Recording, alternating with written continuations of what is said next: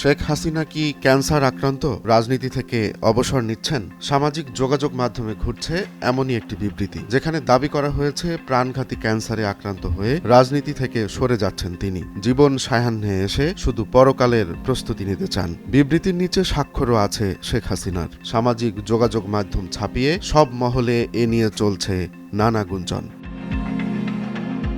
বিবৃতিতে লেখা, আমি শারীরিকভাবে অত্যন্ত অসুস্থ।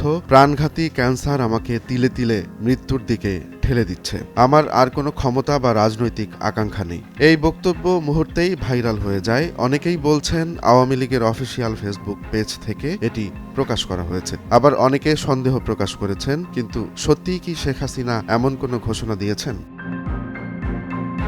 গুজব শনাক্তকারী প্ল্যাটফর্ম রিউমার স্ক্যানারের অনুসন্ধানে বেরিয়ে এসেছে চমকপ্রদ তথ্য। এই বিবৃতির বাস্তব কোনো ভিত্তি নেই। অনুসন্ধানে জানা যায় শেখ হাসিনা এমন কোনো ঘোষণা দেননি। আওয়ামী লীগের অফিসিয়াল ফেসবুক পেজেও এমন কিছুর অস্তিত্ব খুঁজে পাওয়া যায়নি।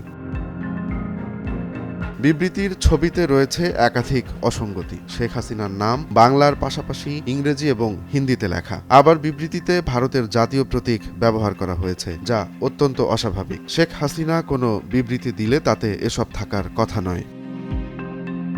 বিবৃতিতে দাবি করা হয়েছে আওয়ামী লীগের ফেসবুক পেজ হ্যাক করে বিএনপি জামাত নেতারা উস্কানিমূলক প্রচার চালাচ্ছে, অথচ দলীয় কোনো নেতাকর্মী বা গণমাধ্যমে এ সংক্রান্ত কোনো তথ্য পাওয়া যায়নি।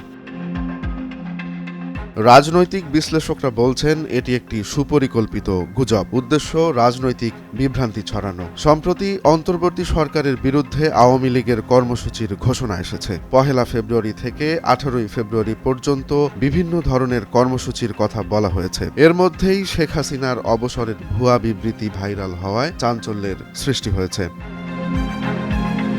বাংলাদেশে ভুয়া সংবাদ ছড়ানোর ঘটনা এটি প্রথম নয়। সামাজিক যোগাযোগ মাধ্যমে গুজব ছড়িয়ে জনমনে বিভ্রান্তি তৈরির ঘটনা আগেও ঘটেছে। নির্বাচন, রাজনৈতিক টানাপোড়েন বা বড় কোনো আন্দোলনের আগে এমন মিথ্যা প্রচারণা বেড়ে যায়।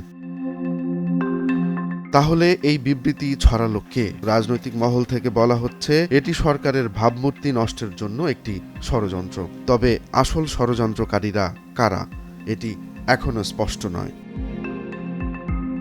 সত্যটা হলো শেখ হাসিনার ক্যান্সারে আক্রান্ত হওয়ার খবরটি একেবারেই ভুয়া। তিনি রাজনীতি ছাড়ার কোনো ঘোষণাই দেননি, অথচ পরিকল্পিতভাবে একটি বিভ্রান্তিকর বিবৃতি ছড়িয়ে দেওয়া হয়েছে। সামনে আরও বড় গুজব ছড়ানোর আশঙ্কা করছেন বিশেষজ্ঞরা।